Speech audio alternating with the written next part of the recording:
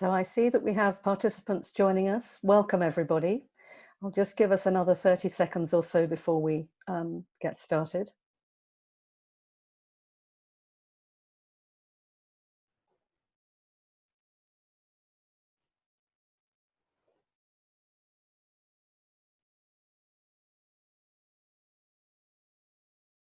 Great. Well, I think we should go. We've got an hour's worth of material, but allowing time for questions as well. So welcome, everybody, to this Leading Edge Forum briefing. Before we start, let me just make a quick introduction to myself, and then Caitlin will talk to you a little bit about the Leading Edge Forum and about herself. I'm Victoria Ward, and I've been a research associate of the Leading Edge Forum for nearly a year now. I joined in April last year. And the background I bring is in knowledge management, transformation, collaboration, new ways of working, collaborative workspace. I also bring the fact that since the late 1990s, since 1997, I have firsthand experience, since I founded a business called Spark Now that ran for 20 years, of working in virtual multidisciplinary teams. And I'm going to bring a little bit of that experience of what it's like to work in that kind of setting into our talk today. Caitlin, hi. Do you want to say a few words about yourself and also about the Leading Edge Forum before we get going? Absolutely. So I am the Leading Edge Forum's digital anthropologist. My name is Caitlin McDonald. My work at the moment covers mainly two areas. One is digital ethics, which is a growing area of interest for us and for our clients. And the other is the work that we're about to talk about today, which is largely about the way that the increasing ubiquity and reliability of digital tools is allowing organizations to think differently about where people want to work and how they want to work flexibly. And to give a little overview to the LEF, for those of you who don't know who we are a global research and advisory organization. We help globally leading organizations to understand, develop, and deliver their digital strategy through research, events, and advisory workshops. Cool. Caitlin, and you can see me, just to check, yes? Yes, I can. Great, okay. James, we can't see you. You're our mysterious third person. So before we get going, we wanted to introduce you to James, who's helped us put this webinar together. Hey, James. And he's going to pop back onto Invisible in a minute, but he will be keeping an eye for us on the Q&A. You will see that there's a panel called Q&A that you can open up. And if you have questions for us as we go, pop them in there. James will keep an eye on them. You won't see each other's questions, but he will be able to triage them for us and bring them forward to our attention so that we can try and pay account to what's on your minds as we go through. And finally, we are working in live conditions, which are a little bit unpredictable. We have discovered, for example, in our rehearsing, that my broadband's a teeny bit moody. So in the event of a disruption, Caitlin will carry on calmly and swan-like while I try and fumble my way back in, but we will improvise and adapt to circumstances, which, let's face it, is what we're all doing a bit more of right now. So the title here, just to say, Coping with Quarantine, a catchy title, I think you'll agree, on very much of the moment. A little bit catchier than the title of the original report, which I'm going to read out to you in full just to get it out of the way, which is Reconfiguring the Collaborative Workspace, Making the Most of Time, Space and Attitude. Now, the report was published in December 2019 after the best part of a year's worth of work. And a key theme even then was that in ordinary times, remote working was increasing and was satisfying but demanding. It takes an extra piece of resourcefulness and attention to detail. Obviously, at the time, we would have had no idea that we would be where we are now. But what we've done is pick out, I think it's 7 key threads of insight from some of the work there. And these should be helpful to you now as an individual, as a team member, as a leader, but we're also keen to think of now as a transition to the future. So not only now while coping with quarantine, but what can we take back to the office when there is a physical office again, and what would we all like our new normal to be? So we've chosen our insights both with coping right now in mind and with this potential to use this experience to reshape cultures in ways that we appreciate. Great, thank you, Victoria. So to give a little insight into how we actually ran the research, as Victoria mentioned, it took us the best part of a year to assemble the information that we used to then create the reports. As an anthropologist, I tend to work in a particular way, which is to go into the communities that I am studying and to work alongside them, to do what they're doing, to immerse myself as fully as I can in the work that they're doing.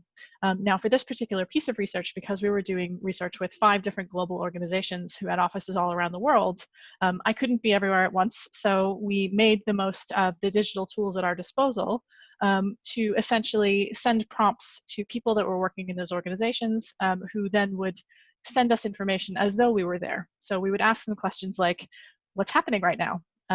Take a picture. And simple things like that. We would ask them things like, what's distracting you right now other than this app which is pinging up on your phone?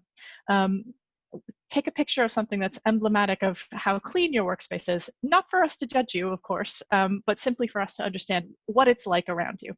And those kinds of questions then gave us great insight, really rich detail into what people were experiencing in their working environments, whether those were in offices or at home or on the road, which so many of our participants were. So as it says on the slide, we collected over 2,000 mobile ethnography data points. We had over 300 user-submitted photos, videos, little snippets of audio. All of the images that are in this presentation are from the research that we did. So they're things that people sent in to us about where they were working or where they wanted to work, as in this workspace, which is what somebody would like to have. We also did over 50 hours of expert interviews. And those were from everyone ranging from the estates managers of the parliamentary estates, so those beautiful images of the palaces of Westminster. When you think about those kinds of iconic buildings and you're trying to move to more digital ways of working, disrupting the fabric of buildings like that is very, very challenging. So of course, trying to move to a more digital way of working is very different in those organizations than it is in some others. And we had that all the way through to somebody who, when I was speaking to them, was on a road trip around the United States on her motorcycle. So she was telling me about some of the extra security considerations that she had as she was doing her remote working and her mobile working. So that's the kind of range of data that we received. And do you want to say a little bit about time, space, and attitude, Caitlin? Yes, I do. I'm just advancing the slide. One moment, please. Cool. All right. All right. So the themes that we discovered as kind of key headline parts of this research that I like to think of as being the kind of triangle in which you do your work were all around time, space, and attitude. And when we think about time, of course, you know from your own experience that once you've spent time on something, you're never getting that time back. That time is gone. It's over. You've done it. But what we were seeing so much of is that people who were working in increasingly digital ways, as many of you in your personal lives will experience, so many different notifications, many different channels, lots of confusion, and lots of things being thrown at you. And so people were feeling very out of control of their time and feeling like it was very difficult to kind of manage the garden of requests, as it were, that they're finding themselves in. The other thing I'd like to speak about, and we can talk about this a little bit later on, is synchronicity. So this is really about getting on the same page, and we'll pick that up a little bit later on as we move into the case studies. The second piece is about space.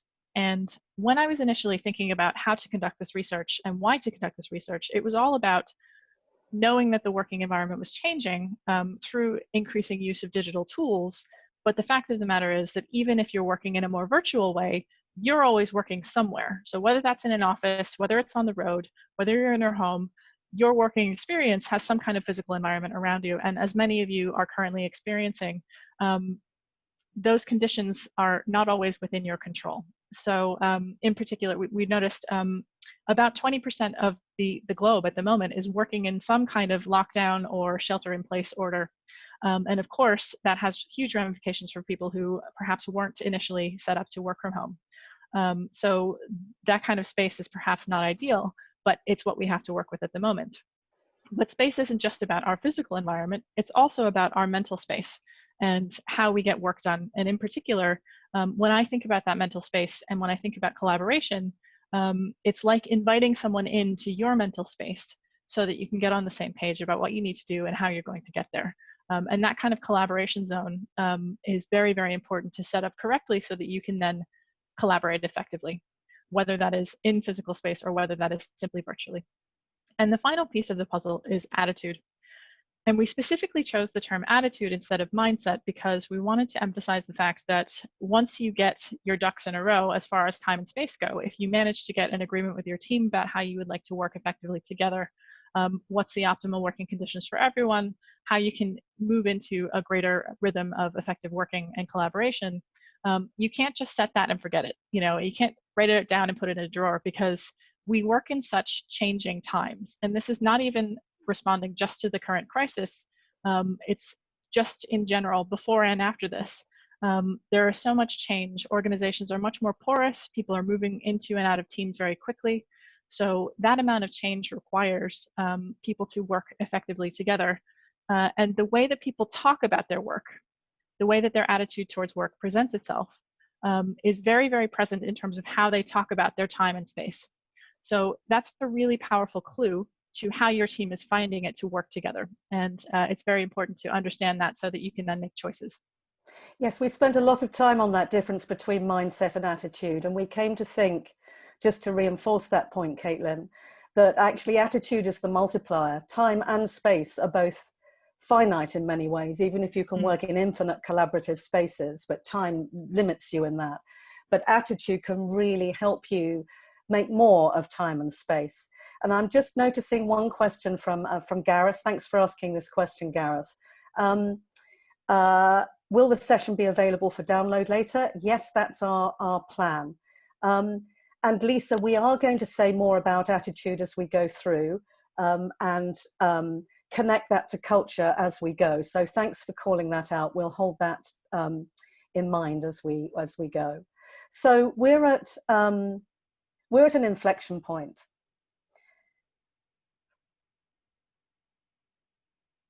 And this is a quote from Aisha Nystrom from Buffer. Buffer was set up completely remotely, although even they think that you have needed face-to-face to reinforce relationships, and we will come back to that.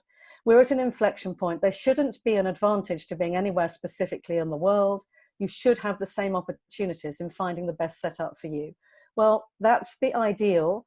But as we can show you from a quick tour of a gallery of some of the pictures that people shared with us, things are highly varied, as you all know, but we thought you'd like to see perhaps the first one, which is working from the end of your bed. A very short commute to work. I'm sure that the person who sent us this is actually walking into the kitchen or somewhere else before they go to work right now. That's a little bit different to a fully dedicated home office space, which is set up to make someone feel really comfortable. But even that has a secret stash of messiness in the bin behind the beautifully shiny monitor. So we've all got our secret messes, even in the most well set up home workspace. Of course, we've all seen a lot of very funny stuff about what happens when you have to work alongside the kids. Here's a picture that was sent to us about kind of muddling through with the kids alongside. And again, these are all things that were sent to us before the current crisis. So this is already something that is very much on people's minds. This is very much on people's minds.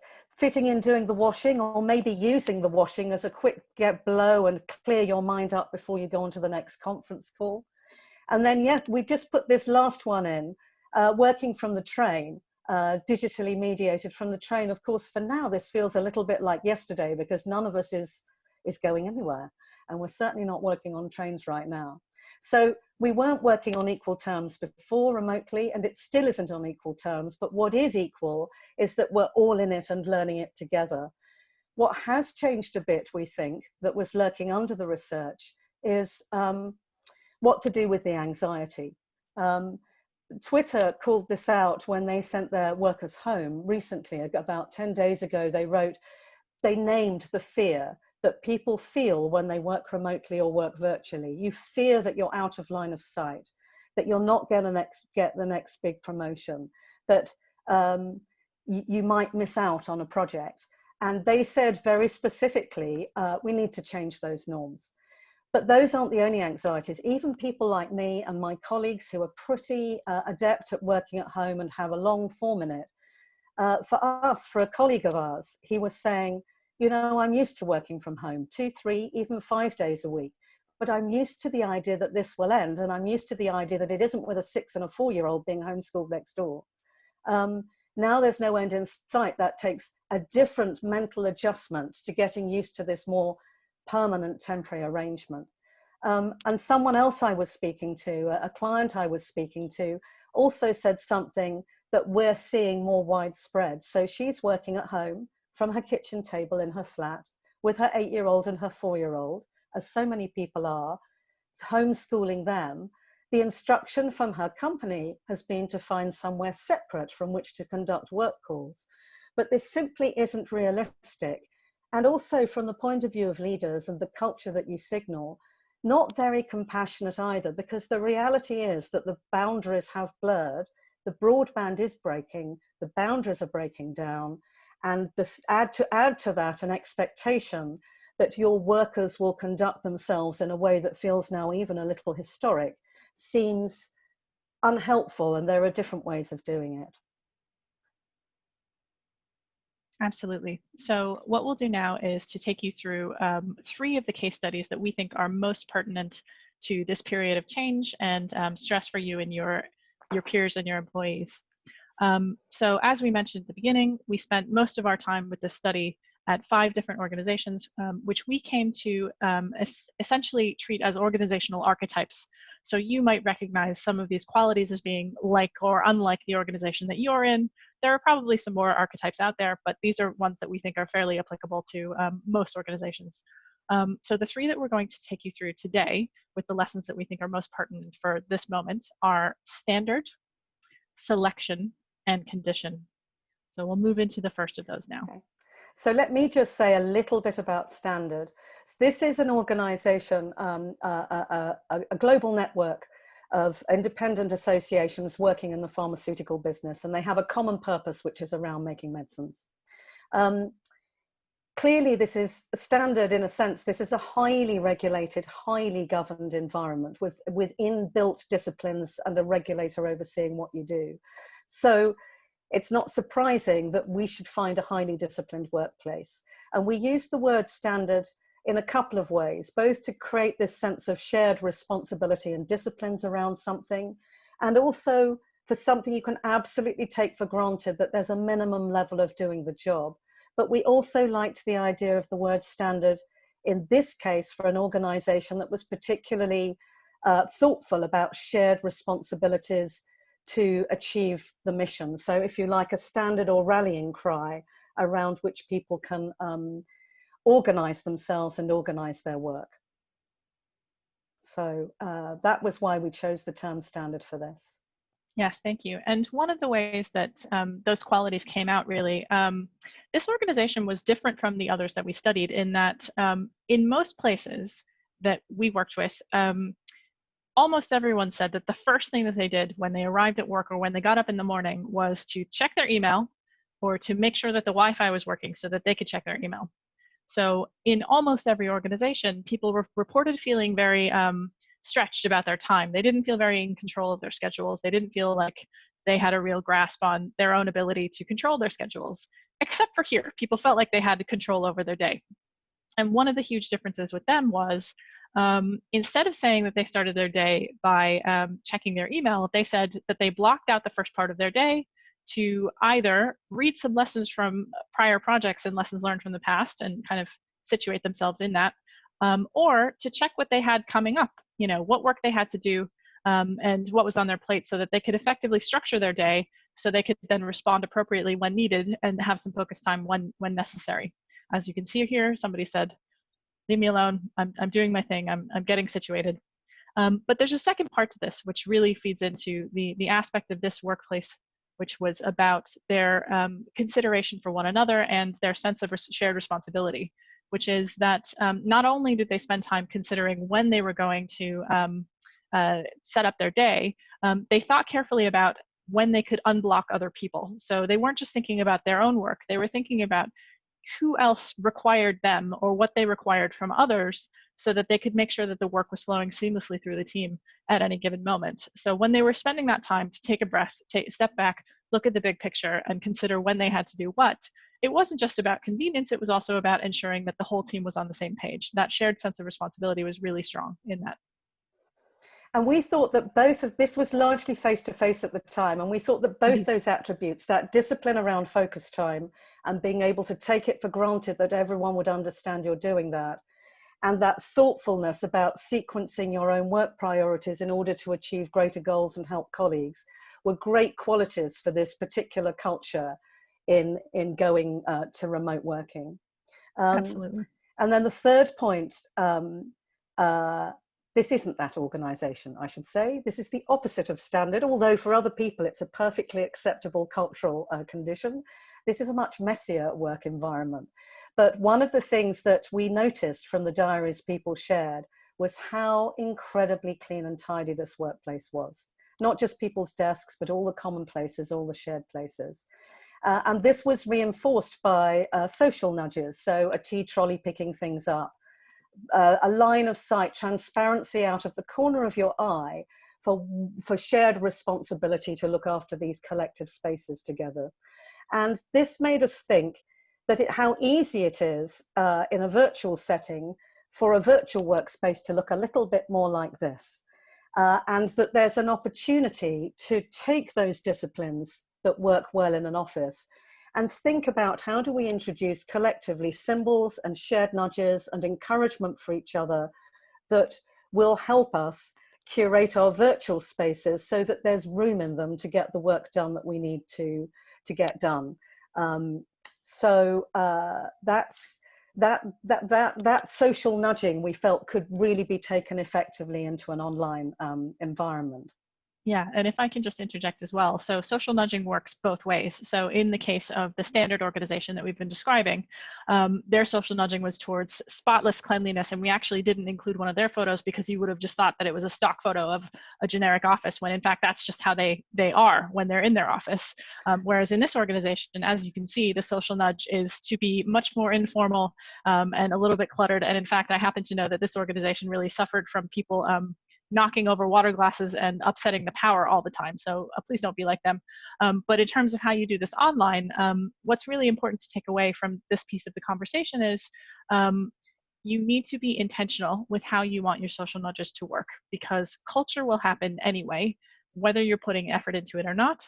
So if you want to set the right direction, then you want to think about how you want your social nudges to be set up rather than allowing them to kind of converge thoughtlessly. And just to pick up on one of the questions I can see someone's asking about, in the past, remote workers were often treated as second-class citizens. So how would we advise the creation of micro moments between virtual workers? Actually, we will say a little bit more about that later on. But there is something about the micro moments you could create in a playful way around an online work environment where you're also introducing a certain number of social nudges about how do we do things around here. And one of my favorites from work that I've done in the past is called the Elmo card. And some of you may have come across it, but it's just simply having a card with Elmo written on it that you invite everybody in the meeting, for example, to play if they think somebody's going on too long. It's very hard to interrupt in virtual space. And Elmo stands for enough, let's move on. But by putting that into a card, a little micro moment, a symbol, you're giving everybody permission to play that card in a meeting, and therefore you're creating a collective agreement about a social nudge in a playful way that does some of the work that the tea trolley does in this standard case study, but in a different way. You're introducing different kinds of symbolism to create that social nudging. So I think we're on to the next one. Yeah, is this me? You are indeed. Oh, yes. It's still me. Right. Selection. So this is a power company based, and the team that we worked with were based between Düsseldorf in Germany and the UK. There are about 12,000 employees, and it has a portfolio of large-scale assets. So they have to work a lot internationally and interculturally to do their work. We chose Selection because we were really struck in this particular company by the context switching that people were very comfortable with. They were very well supported for remote working, or for turning up in the office and for making their own choices about when and where they would, how they would do that. There was a very open kind of a culture. So this sense that I can choose how to switch my contexts and select for myself, and I'm supported in that. And then there was a question of, do I have the right kit to do that? So do I have the right kit to work remotely, which Caitlin will pick up in a minute. And then the other thing that we really noticed was that people were confident about showing up and being select, rather like a select premium line at Sainsbury's or something. I have something to offer, but also other people are worthy of notice. So there's a lot to do with being worthy of notice, having quite a select set of knowledge that we're all working together to improve. So that's how we chose the word selection for this particular case study. Yes, exactly. And to pick up on that point about being worthy of notice, the kinds of feedback that we were getting was somebody saying things like, I cannot lead from behind an open door, who insisted on sitting out on the floor with their team, for example. People saying how much they enjoyed the canteen, which we'll come on to in a bit, because that allowed them to have those micro moments of connection that somebody was asking about earlier. So we'll talk a little bit about how to digitize those. Now, please excuse me, it's taking a little bit longer to move the slides than it normally does. So I apologize for that. So as Victoria mentioned, Caitlin, I can't see the slides, just to say. Oh, how exciting. Bear with us, please. Share screen. Is this part of the Swan-like? There we go. This is part of the Swan-like adjustment. So there you go. Swan-like adjustment has occurred. So to pick up on Victoria's point, this group was very well supported for flexible working, and their teammates and their bosses were very supportive of that. However, as you can see from this wonderful picture that someone sent of their headphones, they perhaps did not have the right audio quality. In most cases, it was about audio. For conducting the kind of remote working that they wanted to do, or even, for people that were in the office and who were working across offices in different time zones and different localities, they were struggling a little bit to hear each other. And I think the important thing to mention here is that whenever there is a problem with the equipment that you have, so whenever there is a barrier to communication that is because of your equipment, you individually don't know whether it's because of the equipment or whether it's because something is happening between the interpersonal communication between the two of you. So for example, if Victoria's screen were to freeze right now, or if she were to drop off the call, I wouldn't know whether it was because she was thinking about something, whether she disagreed with something I said, or whether it was because there was just some problem with the broadband, as we've actually experienced. So as a result of this, what you want to create is an environment where communication is as seamless as possible. And of course, as Victoria mentioned earlier, the internet is under a massive amount of strain right now because people are using it very differently than they historically have done. So, so this is causing some additional challenge as we all kind of get used to this. So we need to be a bit forgiving, but also try and make it as easy as possible, as seamless as possible for your team to communicate with one another. Because that will really eliminate some of the communication barriers. So the more you can eliminate technological barriers to communication, the more you can facilitate interpersonal communication. And that will really enable your team to work as best as possible in these challenging times and challenging conditions together. So also just to finish, we showed this picture and a variety of comments from the team to the CTO who was responsible for buying the technology for this organization.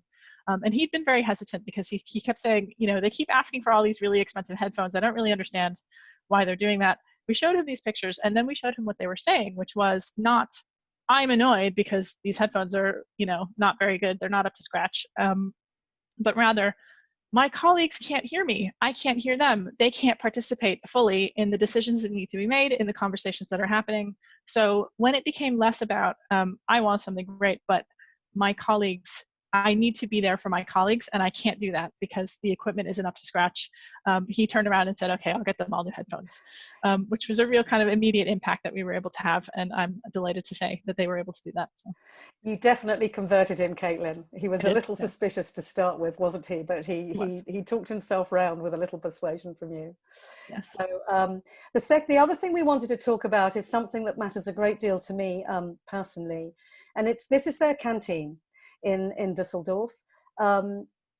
They love this space. It has great resonance and meaning for them as a sense of home, as a place where they belong. It's used in other times. It's used for people to have informal meetings in, if they choose to, if they select to go into work, for them to work on their own there, to see and be seen, to be worthy of notice. We got a lot of comments about how much they treasured and loved this space and would push aside work at times for meals in order to just be in each other's company. So they established shared rituals of warmth and belonging and intimacy and connection in this space. And as someone asked us earlier, people are attempting to do that kind of thing virtually, introducing aperitifs, introducing let's all turn up in a red t-shirt to this project meeting, or in sunglasses, or there are lots of playful ideas and even things like soundscapes people are suggesting for working by. So there's lots of playfulness going on at the moment, but I want to challenge the assumption that playfulness, that there's another part to this, which is to do with that touch, that sense of belonging and being grounded and connected. And I want to go back to when I set up Spark Now in late 1997, which was in my open plan flat on the borders of the city in London. And it was multidisciplinary, group of people working from my home. And we worked together. People made pizzas, we cooked together, we chopped up vegetables together, we had events there. My daughter, who was 8 at the time, was part of it. And we certainly blurred the boundaries in a way that was perhaps a little bit unusual at the time. But we forged this incredibly strong connection with each other and for people with that place, with Dufferin. We closed the office at the end of 2004 when I sold that space. And we were very lucky because, well, in a way we were very lucky. We moved on to Basecamp, to meeting in cafes and client spaces, and also eventually to a membership of a club for a while. And because we were working in knowledge management, we had an edge around shared disciplines. We knew what was about chance. We knew what was social. We knew what needed to be stored. We had disciplines about how we used Basecamp that were unusually evolved because of being in the world of knowledge management.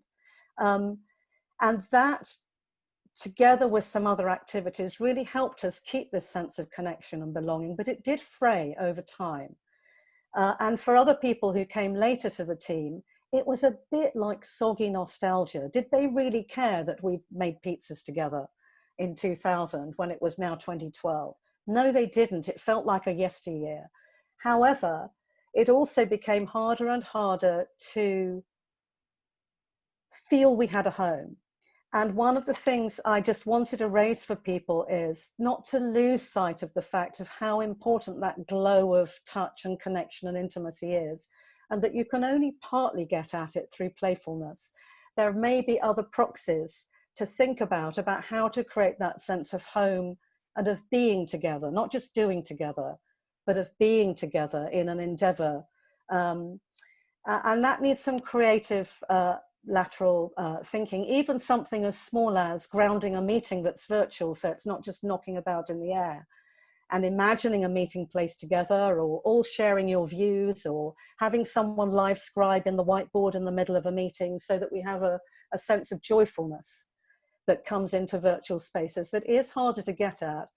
And also not to overlook the fact that there is a sense of loss about not having those places available to us. That is a tricky moment, but we mustn't lose them altogether, that sense of grounded connection. Indeed. And if I can just reiterate that, if there's one thing that you take away from today's call, I would really like it to be that those micro moments of trust are so important for building the trust when you need it to be really big trust. So when you need people to be backing you, or when you you're up against the wall and you really need everybody to be rowing in the same direction. Mixed metaphor, but that's fine. You need people to be on the same page. You need everybody to be feeling like they know how to get there quickly, to get into that high trust zone. And you can only build that through those micro moments of trust that happen in small engagements and smaller, lower stakes moments of trust. So you need to find ways to build that online for it to feel like a canteen. Okay.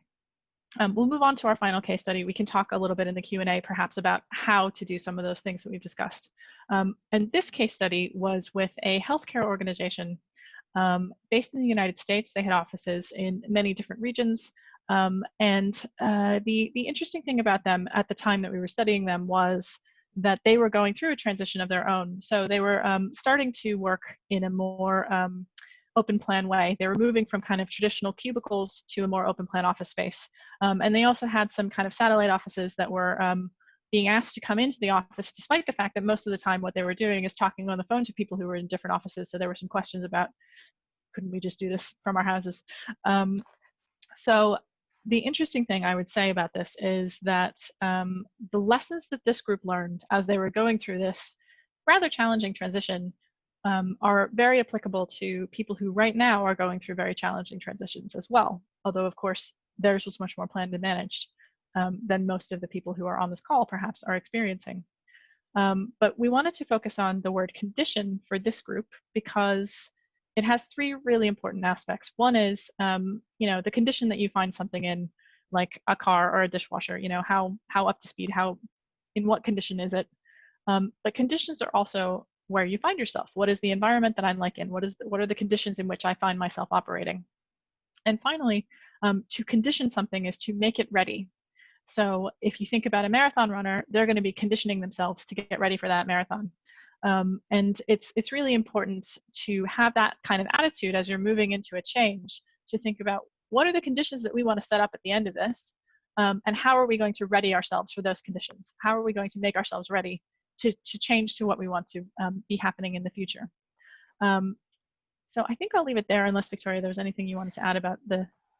No, I think I could pick it up in the next slide, because one of the things we noticed particularly about this culture, which was right in the middle of, for many people, quite a painful change. But anyway, they had a very strong culture that Caitlin rather brilliantly, I thought, described as an al desco culture.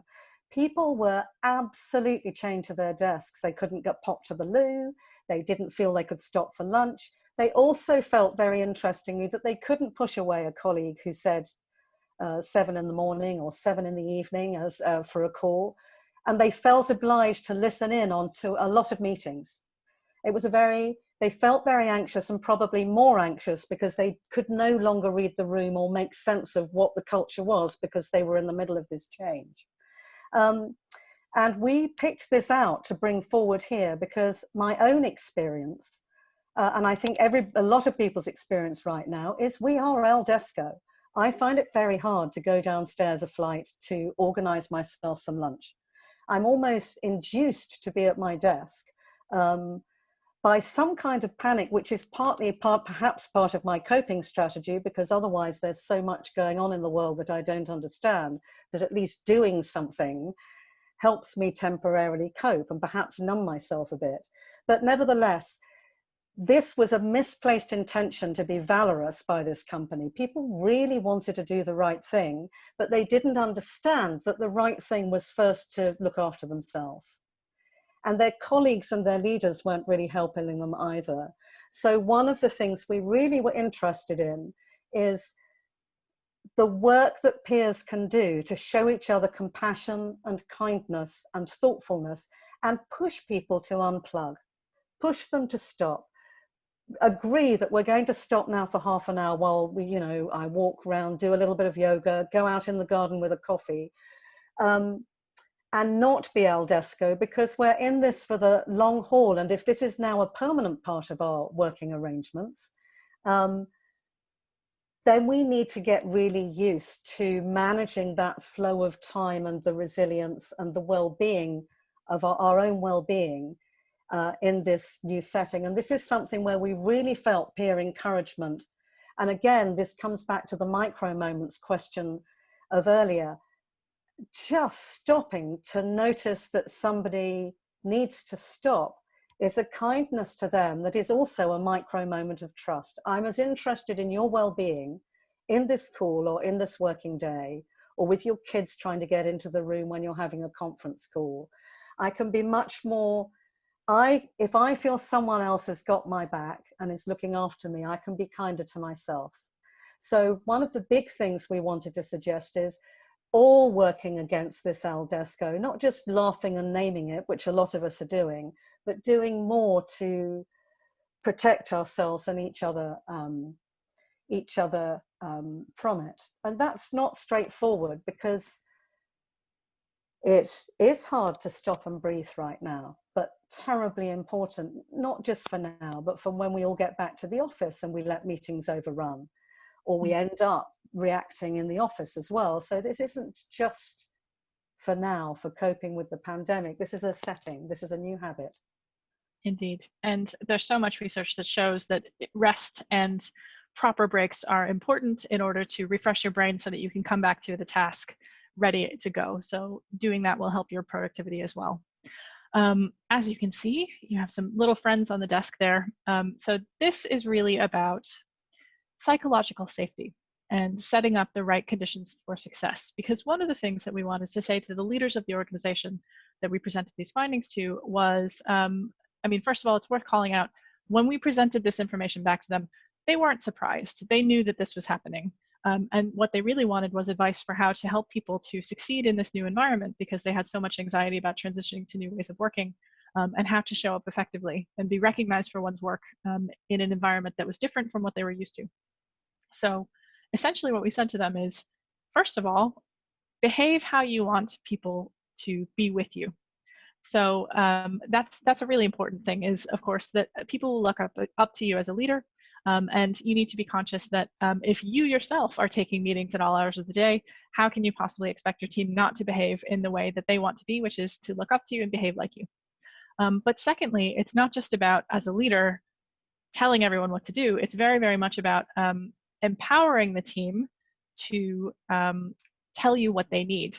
Because if you're going around putting all these decrees, even if it is like go for a walk every hour, take 5 minutes away from your desk, that still takes the control away from them. Whereas if they agree, if they decide what it is that they need, it puts the onus on them to then take responsibility for building the conditions that they need. And if that means some friends on your desk because you can't actually hang out with your friends in the office, then that's what you need to do, have your success, right?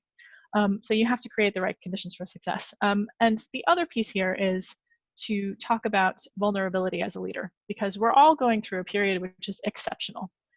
None of us have worked like this before. This is not like an ordinary working from home experiment. This is very different for everyone. And of course, everyone is going to be experiencing that in different ways and coping with it in different ways. So being very open and honest with your team about the challenges that you're facing, and even your struggles to some extent, will enable them to feel like they can be open about what they need. So being vulnerable yourself is a superpower that will enable your team to create the right conditions for success by being open about what they need and asking from you what they need to succeed. And before we move on from this, you're talking about a kind of setting psychological safety and allowing, showing vulnerability and helping people understand and state their needs, Caitlin. But we've had a couple of very interesting questions in along those lines that James has drawn my attention to. So Frederic has spoken about a couple of things here, which are, most of the time my meetings are back to back. People expect immediate answers to email or chats, and people aren't necessarily ready to respect my choice not to use video. This should remain the people's choice, not peer pressure. I was going to just take that and say a couple of things about it before we move on, if that's okay. Please. So very interesting. One of the things that we write about in the longer report, which is available to everyone just now, is this collapse of time between call and response. This inbuilt expectation that because it can be immediate, it must be. In fact, in the olden days, it wasn't. When you sent something by pigeon or put it in the post or whatever it was, there was inbuilt friction that slowed things down, and we had certain expectations. So there's something about team or individual expectation setting, not to be present and reactive all the time, but to say, Got it. I've seen what you've said. I've got an hour's worth of work to do before I can reply, but expect to reply by lunchtime. Or small things to open out that collapse in time. And that could be an individual move, or you as a team. Very rarely do teams really contract up front to understand each other's working preferences and agree certain team working preferences together, so that you can hold each other to account both for speed, but also for slowness if necessary, and help prize people away from reactiveness. On the not using video, there are two schools of thought here. One is that video really, really helps with connection. And I understand, because I'm not that comfortable with video, about using it.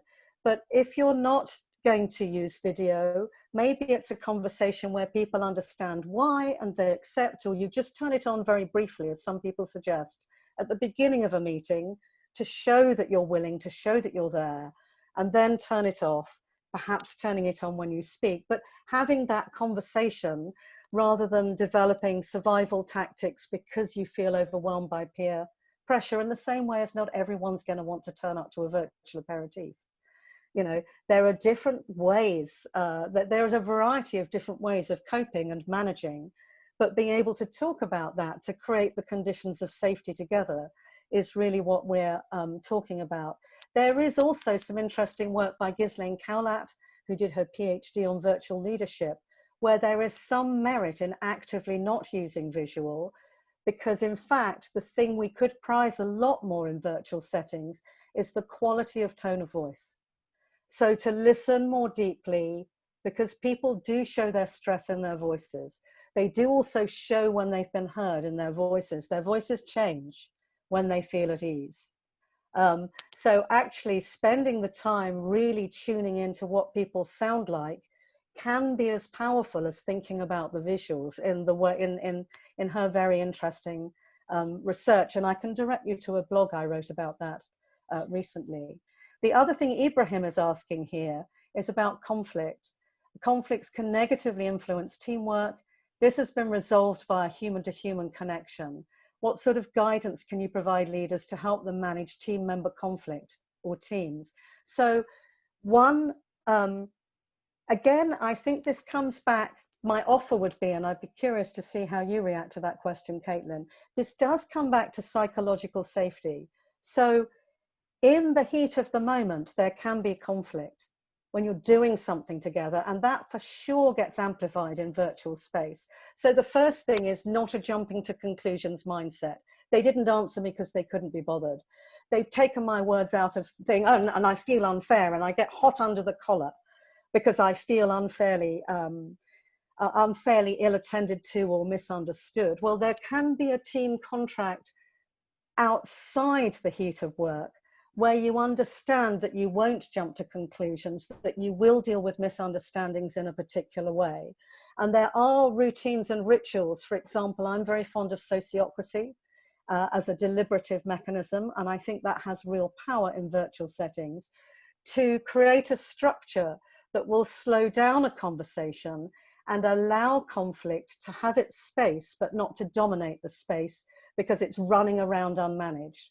So there are different kinds of rituals and tools and techniques that you could introduce to informal time or to formal time to help make room for the right kind of conflict. And I do agree, Ibrahim, that that is a tricky thing. I did hear recently at the Henley Knowledge Forum a great thing for this, actually, where a collaborative group building collaborative leadership had instituted a ritual they called the 3 chili conversation.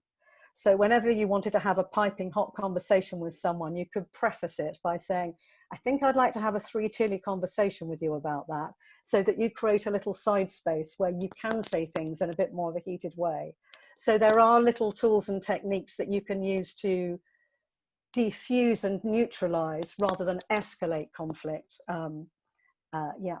So I just thought I'd pick up on those questions as we went. Thanks, Victoria. That's really great. And yeah. I saw somebody else was saying that you used to, in a working environment, in an office, see people getting up, and that was a signal then for you to perhaps go make a cup of tea or step away from your desk. And it's much harder in the online world because we have so much more formal interactions. So those 30-minute meeting blocks, even something as simple as cutting your 60-minute meetings to 45 so you have a little break in between can be something that you can do to introduce a little bit more flexibility in your schedule and a little time to get a break from your desk.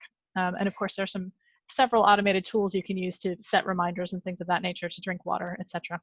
I'll wrap us up with this slide very quickly, and then we can move into the kitchen Q&A, Victoria. Yeah, yeah, so what we're really trying to say here is you need to be your own anthropologist. And the key skill of being an anthropologist is observing what's happening with you and with others, and structuring those observations, which allows you to then make some decisions about the future, to understand the options that you have for change.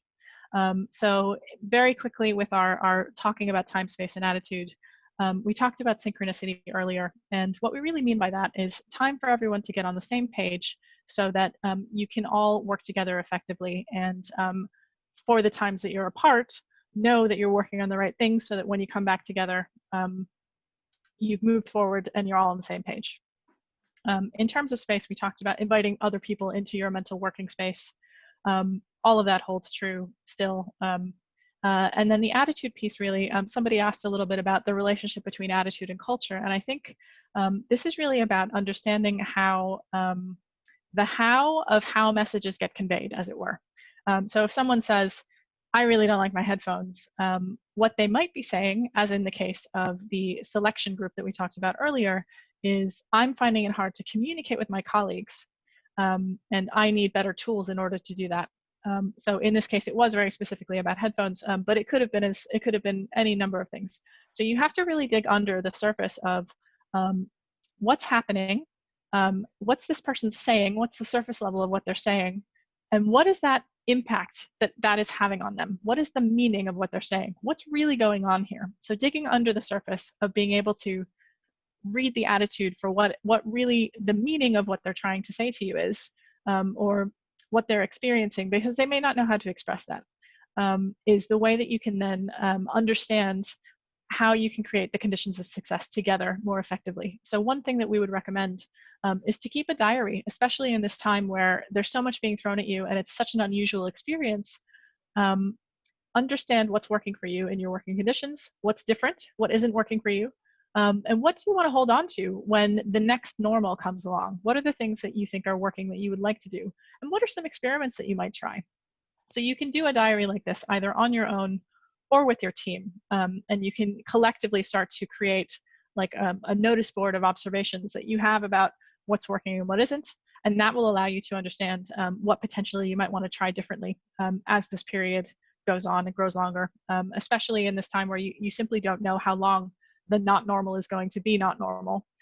Having some ways of making meaning and making structure out of this this unusual situation is going to really empower you to think about how you want to create effective change and to move forward.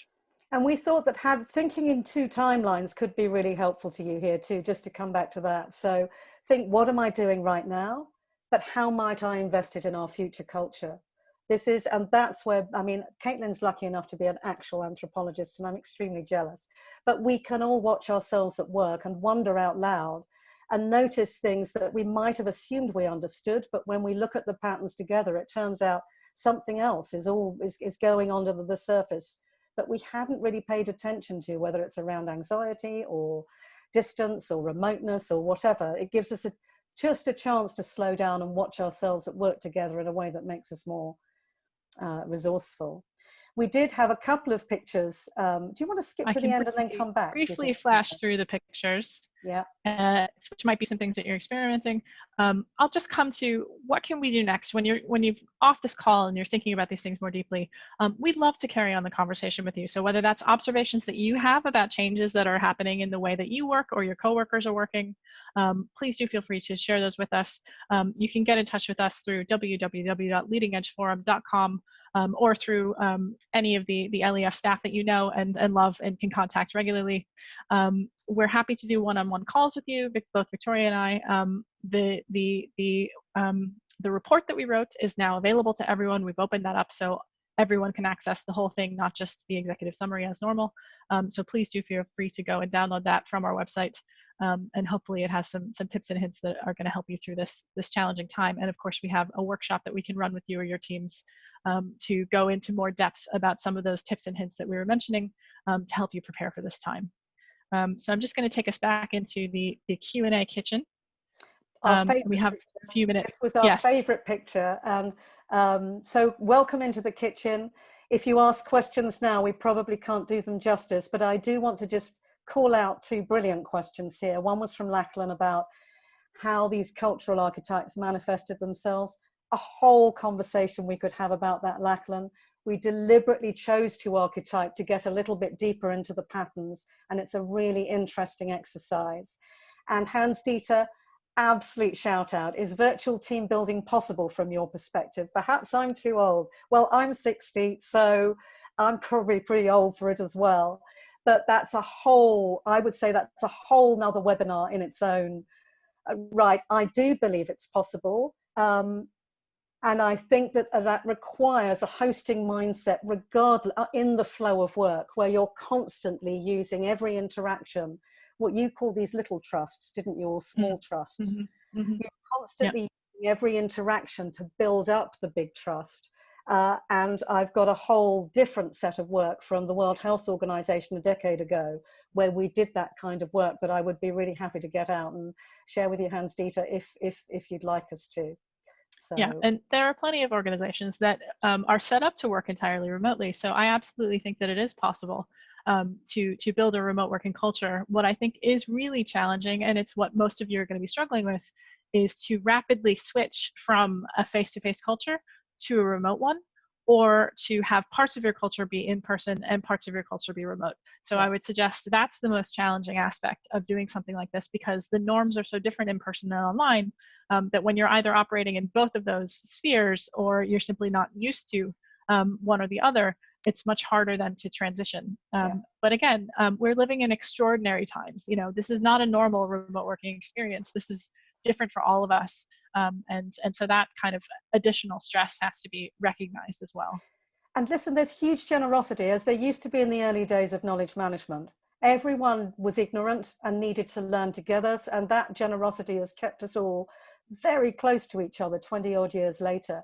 If you look at people like Goodyear, who went completely virtual in 2012, they're very generous on their blog. If you look at people like Buffer, they'll give you all sorts of guidance about their values and how they maintain remote.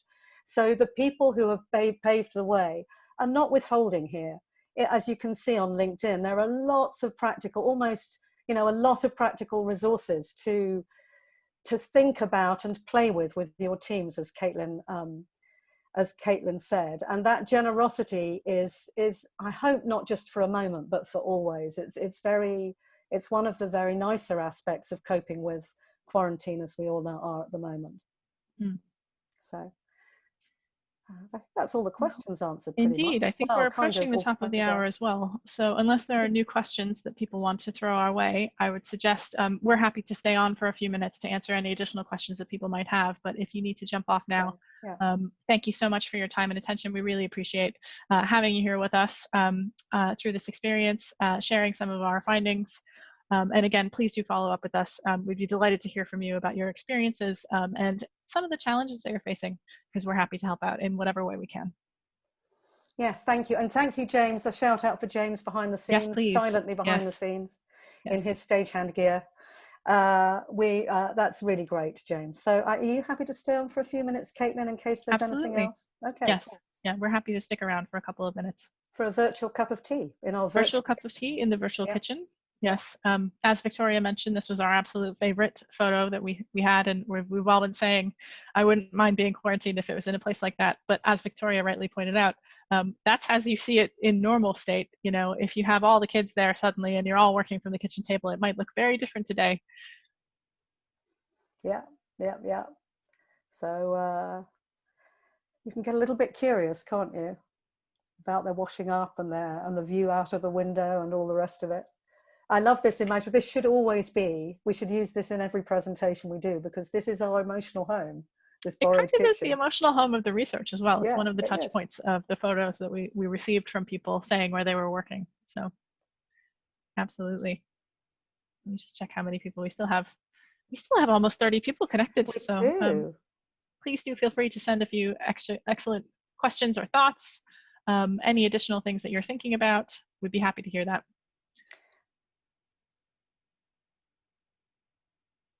Thanks, Hans-Dieter. He says, thanks, stay safe and sound. That's very nice. And Mark says, we're everyone, building virtual teams and virtual training and onboarding. I think onboarding virtually, thinking of that, not having your canteen in the way that the select group had, where is that belonging? How do you create belonging with a virtual onboarding? It takes, all of the virtual stuff takes that bit more design thinking and more scaffolding. Indeed. And more thoughtfulness about the flow of events and all the rest of it. There are some nice things about onboarding on Trello, which again is another very generous shared resource with checklists. I'm sure you'd find something there. And thanks, Karen. Thanks for thinking it was informative. I must say, each time Caitlin and I talk to each other about it, we discover more from just talking about it out loud. So that is, it's great to know that that's informative for you as well.